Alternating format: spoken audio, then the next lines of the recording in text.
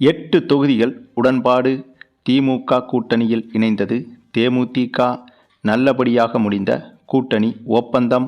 அறிவிப்பு வெளியானது. மகிழ்ச்சி வெள்ளத்தில் அறிவாலயம். அதிமுக கூட்டணிக்கு விழுந்த மிகப்பெரிய மரண அடி.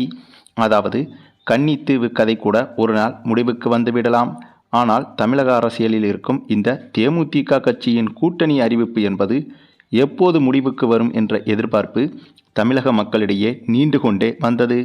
அதற்கு இப்போது முற்றுப்புள்ளியும் வைக்கப்பட்டுவிட்டது. அவங்க திமுகவினருக்கு இன்று முக்கியமான கெட்ட செய்தி ஒன்று வந்ததோடு அதைவிட மிகப்பெரிய நல்ல செய்தியும் வந்திருக்கிறது. ஏனென்றால் திமுக கட்சியின் மூத்த தூணாக இருக்கும் துரைமுருகன் அவர்கள் நேற்று அவரது வீட்டில் தடுமாறி விழுந்ததால் இவருக்கு காயம் மிகப்பெரிய அளவில் ஏற்பட்டுள்ளதாக தெரிகிறது. இதனால் உடனடியாக மருத்துவமனைக்கு கொண்டு செல்லப்பட்டார். இவரை பார்ப்பதற்கு இரவோடு இரவாக முதல்வர் ஸ்டாலினே மருத்துவமனைக்கு சென்றுள்ளார்.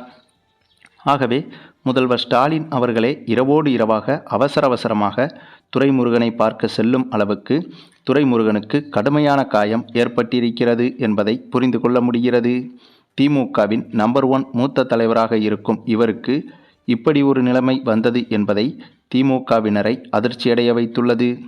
முதல்வர் ஸ்டாலினையே ஒரு காலத்தில் தூக்கி வளர்த்தவர்தான் இந்த துரைமுருகன்.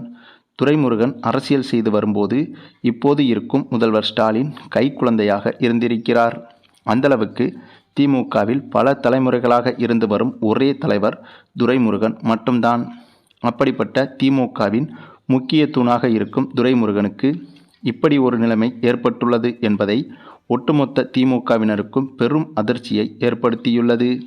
ஆனாலும் கூட விரைவில் இதிலிருந்து துரைமுருகன் மீண்டு வர வேண்டும் என்பதே திமுகவினரின் வேண்டுதலாக இருக்கிறது.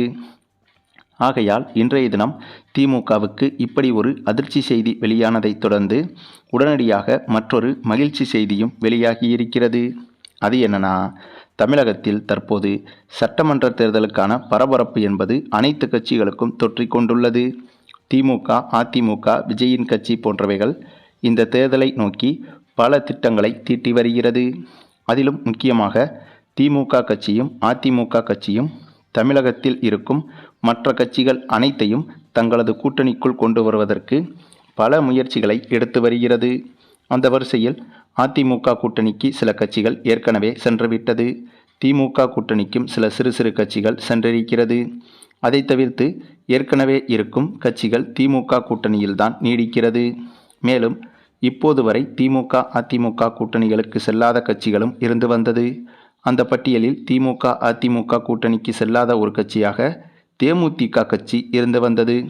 தேமுதிக கட்சியை பொறுத்தவரையில் இதுவரையிலும் எந்த கூட்டணிக்கு செல்லப் போகிறோம் என்பதை சொல்லாமலேயே இருந்து வந்தனர். அதற்கு காரணம் இவர்கள் பேசிய பேரம் என்பது திமுக அதிமுக கட்சிகளில் கொடுக்க முடியாத அளவுக்கு இருந்துள்ளது. அதனால்தான் தேமுதிக கட்சி இதுவரையிலும் கூட்டணியை முடிவு செய்யாமல் இருந்தது. இந்த நிலையில்தான் தேமுதிக கட்சி கடந்த சில நாட்களாக வேட்பாளர் விருப்ப மனு தேர்வை தொடங்கியது. ஆனால் இதற்கு எந்த ஒரு வேட்பாளர்களும் ஆர்வம் காட்டவில்லை. இதற்கு முன்பு கடந்த தேர்தல்களில் விஜயகாந்த் உயிரோடு இருந்தபோது அவர் இருக்கும்போது இதுபோன்ற தேமுதிகவின் வேட்பாளர் விருப்ப மனு தாக்கலின் போது தேமுதிக அலுவலகம் திருவிழா கூட்டம் போல காட்சியளிக்கும். அந்தளவுக்கு நீ நான் என்று போட்டி போட்டு வேட்பாளர் விருப்ப மனுவை வாங்குவதற்கு வேட்பாளர்கள் போட்டி போடுவார்கள். ஆனால் விஜயகாந்த் இல்லாத இந்த சூழலில் இந்த வேட்பாளர் விருப்ப மனுவை வாங்குவதற்கு ஒரு காக்கா கூட தேமுதிக அலுவலகத்திற்கு வரவில்லை என்பதுதான் மிகப்பெரிய அதிர்ச்சியாக இருந்தது. ஆக இதற்கு பிறகும் கூட்டணியை முடிவு செய்யாமல் இருந்தால் தங்களுக்கு 2-3 தொகுதிகளை கூட திமுக அதிமுக கட்சிகள் கொடுக்க முன்வராது என்பதை உணர்ந்து கொண்ட தேமுதிக கட்சி இப்போது இறுதியாக கூட்டணி முடிவை எடுத்திருக்கிறது. ஆமாங்க, இதுவரையிலும் 13 முதல் 25 தொகுதிகள் வரை வேண்டும் என்று திமுக அதிமுக கட்சிகளிடம் பேரம் பேசி வந்த தேமுதிக கட்சி இப்போது திமுகவிடம் கூட்டணிக்கு சரணடைந்து விட்டது. 8 தொகுதிகள் மட்டுமே போதும் என்றும் திமுக கூட்டணிக்கு சம்மதம் தெரிவித்துள்ளது தேமுதிக. இதற்கான ஒப்பந்தமும் அதிகாரப்பூர்வமாக தற்போது கையெழுத்திடப்பட்டுள்ளதாக தகவல்கள் வெளியாகி வருகிறது. அதே சமயம் 8 தொகுதிகளுக்கு ஒப்புக்கொண்ட தேமுதிக கூடுதலாக ராஜ்யசபா சீட் ஒன்றையும் கேட்டுள்ளதாக சொல்லப்படுகிறது. இந்த ராஜ்யசபா சீட் குறித்து சில கட்டுப்பாடுகளோடு திமுகவும் ஒப்புக்கொண்டதாக தெரிகிறது. ஆகவே தேமுதிக கட்சி இப்போது திமுகவுடன் கூட்டணி அமைத்துவிட்டது என்பது கிட்டத்தட்ட உறுதியாகிவிட்டது. இது குறித்து இரு கட்சிகளும் அதிகாரப்பூர்வமாக அறிவிப்பை இன்னும் சில மணி நேரத்தில் வெளியிடும் என்பதும் குறிப்பிடத்தக்கது. மேலும் இப்படியாக தேமுதிக திமுகவின் கூட்டணி என்பது ஓரளவுக்கு முடிவுக்கு வந்துவிட்ட செய்தி பரபரப்பாக பேசப்பட்டு வந்தாலும் இப்போது மற்றொரு செய்தியும் தமிழக அளவில் மிகப்பெரிய சலசலப்பை ஏற்படுத்தியுள்ளது. அது என்னன்னா, நடிகர் விஜய் கட்சி ஆரம்பித்து இப்போது வரை விஜய்க்கான வாக்கு வங்கியை அதிகரிப்பதற்கு பல கட்ட முயற்சிகளை எடுத்து வருகிறார் விஜய். ஆனாலும் இவருடைய அரசியல் என்பது பொதுமக்களுக்கு நெருக்கமாக இல்லை என்ற குற்றச்சாட்டும் இருக்கிறது. இவராகவே ஏதாவது மண்டபம் பிடித்து அதற்குள் பேசிவிட்டு சென்று விடுகிறார். மற்றபடி பொதுமக்களை சந்தித்து பேசுவது என்ற முயற்சியை இதுவரை விஜயின் தரப்பு எடுத்ததாக தெரியவில்லை. ஆனாலும் கூட விஜய்க்கான வாக்கு சதவீதம் என்பது லேசாக அதிகரித்து கொண்டே இருப்பதையும் கருத்து கணிப்புகள் மூலம் பார்க்க முடிகிறது. மேலும் விஜயின் இந்த வளர்ச்சி என்பது பாஜகவுக்கு உறுத்தலாகத்தான் இருந்து வருகிறது. அதனால்தான் விஜயை பாஜக பக்கம் இழுப்பதற்கு பாஜக தரப்பு பல கட்ட வேலைகளை பார்த்து வந்தது. விஜயின் படத்தை ரிலீஸ் செய்யாமல் தடுப்பது, அதேபோல கரூர் விவகாரத்தில் சிபிஐ மூலமாக விஜய்க்கு அழுத்தம் கொடுப்பது என விஜய்க்கு எதிராக பாஜக தரப்பு இப்படியாக சில திட்டங்களை தீட்டி விஜயை மிரட்டி விஜயை பாஜக கூட்டணியில் விளைவைக்க முயற்சி செய்து வந்தது பாஜக தரப்பு. அந்த வரிசையில் இப்போது 5000 கோடி அளவுக்கு விஜய்க்கு கொடுக்க இருப்பதாகவும், இவ்வளவு பெரிய தொகையை வாங்கிவிட்டு தங்களுடன் கூட்டணிக்கு வர வேண்டும் என்று பாஜக அழுத்தம் கொடுத்ததாகவும் தகவல்கள் வெளியானது. இதற்கான சில ஆதாரங்களும் சொல்லப்பட்டது. அதே நேரத்தில் விஜயும் கூட இந்த பேரத்தை ஏற்றுக்கொண்டதாகவும், ஆனால் நேரடியாக இப்போது பாஜக கூட்டணியில் ஏற்றுக்கொண்டால் அது பிரச்சனையாக மாறும் என்பதை உணர்ந்து மறைமுகமாக பாஜக கூட்டணியில் விஜய் அவர்கள் நீடிப்பதற்கு வாய்ப்புகள் உருவானதாக தெரிகிறது.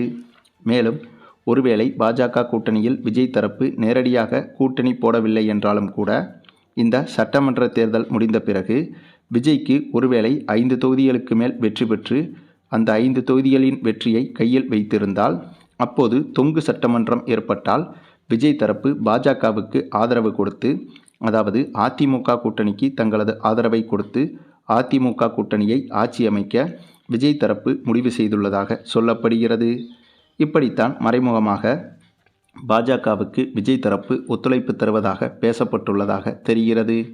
ஆகவே வெளியில் பாஜகவை எதிர்ப்பது போல எதிர்த்துவிட்டு உள்ளே பாஜகவுடன் கூட்டணி வைப்பதற்கான வேலைகளை விஜயின் கட்சி பார்த்து வருகிறது என்றே தெரிகிறது.